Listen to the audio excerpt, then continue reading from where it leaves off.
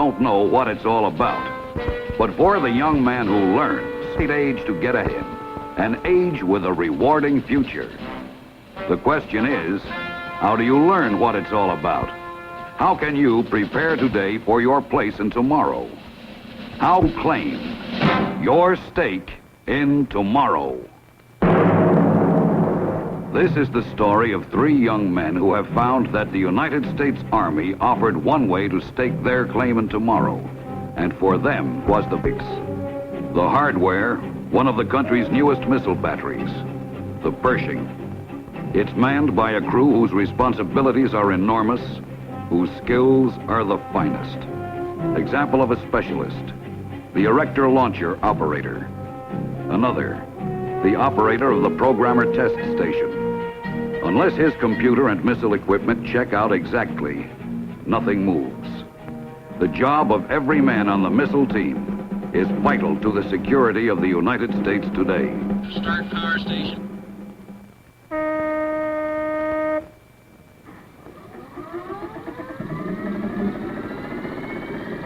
Director launcher ready for power. PTS ready for power. High pressure of 1200 psi. Roger, this is PTS. Warhead safe armed key. Selected to armed position. These few men command more firepower than thousands of conventionally armed troops. Theirs are the new hard-skilled jobs of the space age. The job at hand, under simulated combat conditions, they have to ready and launch the missile to strike a target hundreds of miles away. This missile team is small but tightly knit and highly trained. It has to be. Take a young man like Specialist Dave Tonner, the PTS operator. Do you think he could do the can-do of a missile system in trade school? Negative. Or perhaps he's a born genius who picked it up on his own? Again, negative. Well then, how does somebody like Dave Tonner, with only a high school diploma to his credit, find a job like his with a real future? It's not something I just fell into real easy. Just before I finished my senior year at school, I worked part-time as a key puncher in a supermarket. No complaints, see? But, well, I couldn't see myself in that line of work for the rest of my life. It wasn't what you'd call a real skilled job. I remember I used to do a lot of thinking about what I wanted to do. And the longer I worked at the supermarket, the more I knew that job wasn't for me. So I started out looking around for a job. Visited employment agencies, made out the usual applications and all that. You start out feeling real confident. But it didn't take me long to wake up. There was always something. Done your service yet, young man? What is your typing speed, young man? Any shorthand experience? So you got a strong back, but no experience. Sorry, buddy, but we just don't have a spot with this crew. It was the same old story, just different words. Talk about going around in circles. I had no job experience, so there was no job. And without getting a job, how do you get experience? I can tell you I was way down. So I started pounding the pavements again and reading the want ads when I spotted this poster.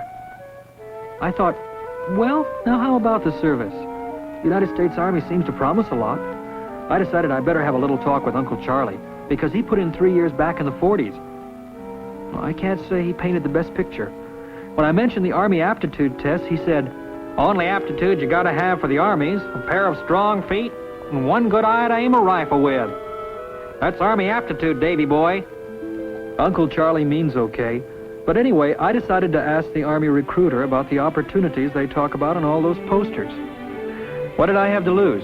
The aptitude test is free, and just taking it didn't mean I was going to join. I didn't even know if I was going to join, or even if I was good enough to get in. One thing I did find out, though, I had a lot more aptitudes than I ever knew I had before. After the test, and before they swore me in, they told me I could pick the exact training school I wanted. Can't find anything fairer than that. As usual, Uncle Charlie was only half right. Going through basic, I found out you do need a pair of good eyes and strong feet, but also a heck of a lot more.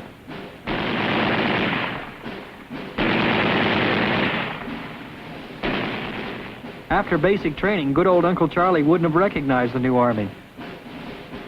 A lot's been changed in the past few years, especially at the Artillery and Missile School at Fort Sill, Oklahoma. I found that out when I started classes. I don't say the courses were easy, but the way they teach you, with all the props and the training aids, they make the learning easy. It's school as modern as you can get. A lot of the instructors are guys who studied here themselves and stayed on after graduation to become teachers. Because they've been through the course, they really understand any problems we run up against. One thing I want to make clear, even with all those black boxes and complicated-looking gadgets, in today's Army, it's the individual who counts, the guy himself. As they say, no weapon system will ever be any better than the men who operate it. Anyway, I passed the course with pretty good marks. This makes me some kind of big brain? Nope. Smart, maybe? Getting here is the smartest move I ever made. Director launcher level.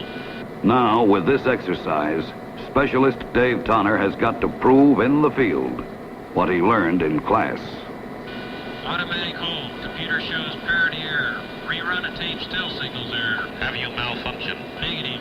Believe parity of balance in digital analog circuitry. Missile Specialist Dave Tonner has detected a small but critical fault in the electronic connections. There are only a few minutes before the missile must be on its way. Needed now, a digital computer repairman. PTS, switch me to discrete line. Platoon leader wants to talk to battalion. Within seconds, the tropospheric scatter radio contacts battalion headquarters.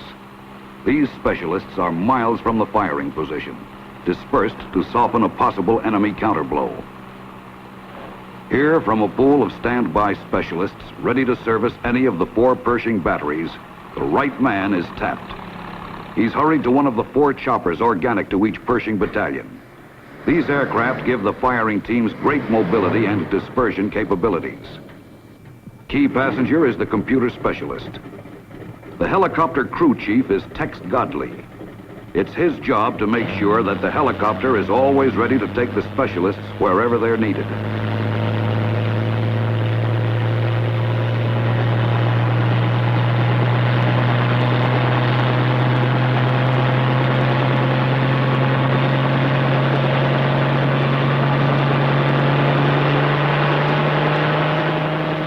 Crew Chief Godley is only one of thousands of flying soldiers who keep Army aircraft ready for duty around the clock, around the world. As long as he can remember, Tex Godley has wanted to fly. The United States Army gave him the opportunity. Like they say, you got to learn to walk before you can run. I learned to drive the old heap around the farm long before I ever got near an airplane. You might say I cut my eye teeth on the motor of our old truck, 'cause either she ran or I walked.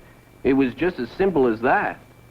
I treated her sweet as any baby, because in my part of the country, walking too much just isn't practical. Now flying, that's something else again. Some folks need a plane if they want to get into town inside of half a day. But sad to say, it takes a bit more cash to fly your own plane than I just happen to have on hand at the time I'm talking about. Short of drilling myself an oil well or growing a pair of wings, I didn't have much hope of taking off like a big bird on my own. One spring, I took to hanging around a little airfield outside town, kind of just to be around the airplanes. When working with Darrell, who owned the place, I figured I could learn by watching. It's not like cars or trucks. You need a license to work on a plane. The planes were one thing. Darrell's daughter, Margie, she was another. Just about every day, she'd come out to the field and bring her dad some iced tea or lemonade. I sure got mighty fond of iced tea and lemonade. But that Darrell, I sure wish I knew half as much as he does about airplanes. One day, even he was surprised to see this plane put down. It was an Army plane, one of the kind they call the Caribou. Like most folks, I guess, I always thought of the Army marching, not flying airplanes. Just shows you what a man of the world I was then. Turns out the crew was on some kind of training exercise, and our little strip was a convenient place for them to put down. Even though they had Army written all over their aircraft and uniforms, I still couldn't believe it. Friendly like, we offered them some of Margie's homemade lemonade, and I fell to talking with the crew. Tex, they said, if you want to fly, in the Army, you got a doggone good chance. Well, how about that? Me, with only 6 more weeks of high school and no idea where I was going to go from there. As soon as I could, I did a little investigating. And you know, those men were absolutely correct. Not too long after that, I took the aptitude test, joined the Army, and I was, well, you couldn't exactly call it flying. First, they have a course called Basic. You learn how to fire your weapons, how to march some more, and how to rest your feet. No, sir, it wasn't quite flying. Once you're through with the fundamentals, Army life gets much more interesting, in a lot of ways. And Margie thinks so, too.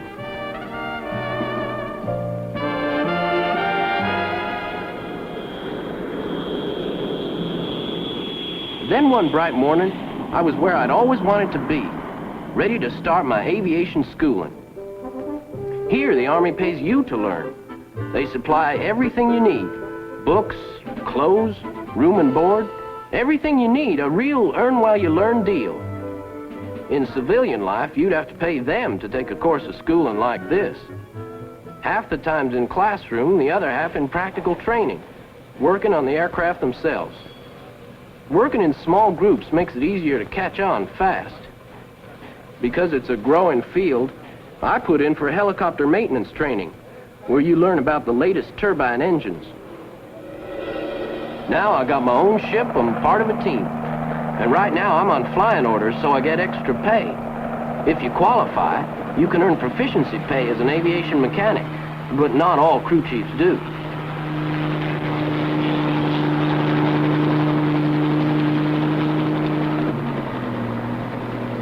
The helicopter crew has delivered help. The countdown continues.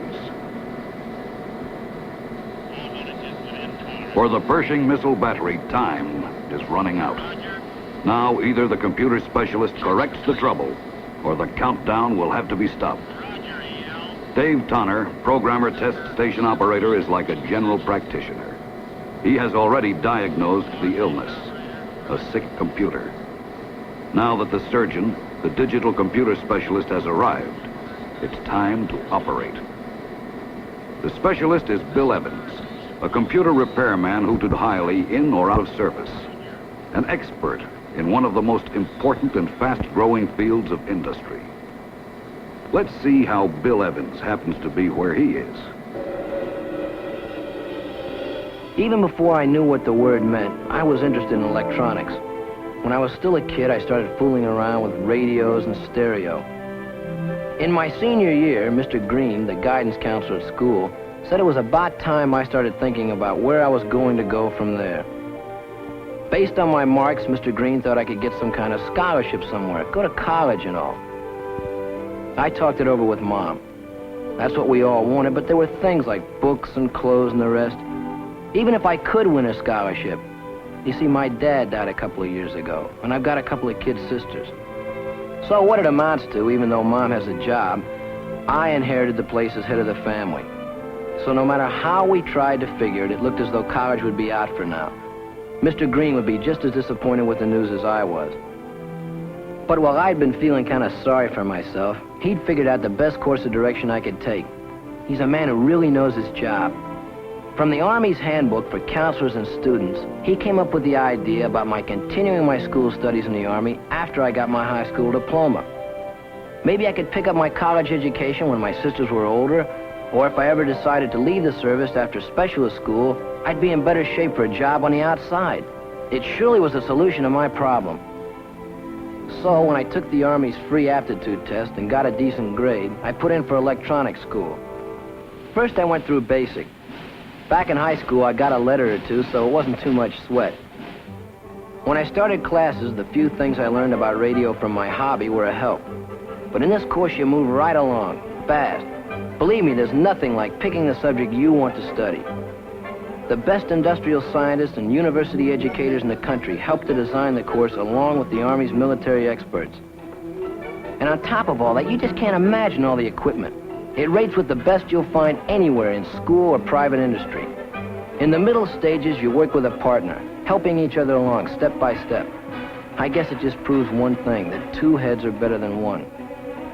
In training and practice, the Army's emphasis is always on the individual man. Because they can't have one teacher for every student, they've come up with the next best thing, the teaching machine. You work out the problem on the machine, then it types out a message for you, telling you what you did right or wrong, or how to solve the problem correctly the next time. It didn't take us long to find out just how big this field of electronics really is. They taught us about radar, guided missiles, automation, aviation, data computers, television, you name it.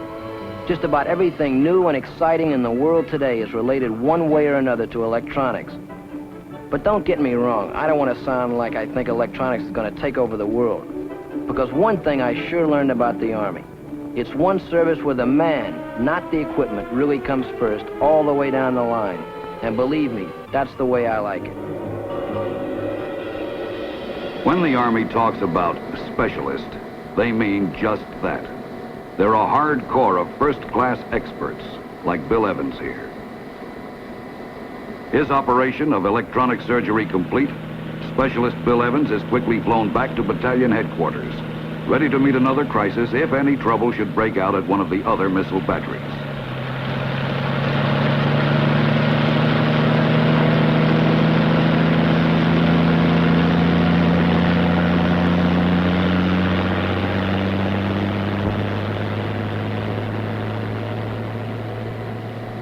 The launch deadline is now only minutes away. If computer specialist Evans has done his job properly, the entire missile team can still measure up. Missile cleared direct.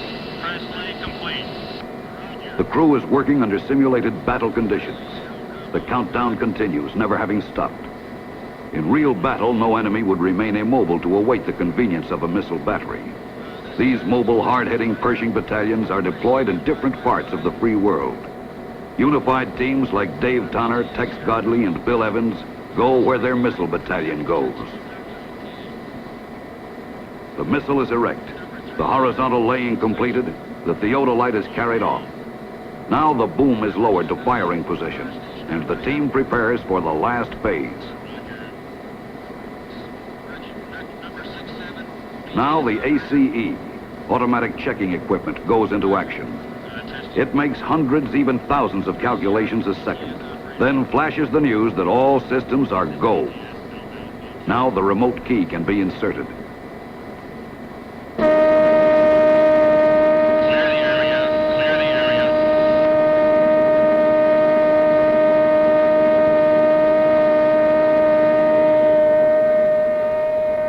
The platoon leader and PTS operator Dave Tonner are the last to leave the launch site. In the last minutes and seconds, months and weeks of intensive training and practice are on the line. Unless every man has performed his duties accurately, all the mental effort and physical strain will add up to a single word: hold. Fire.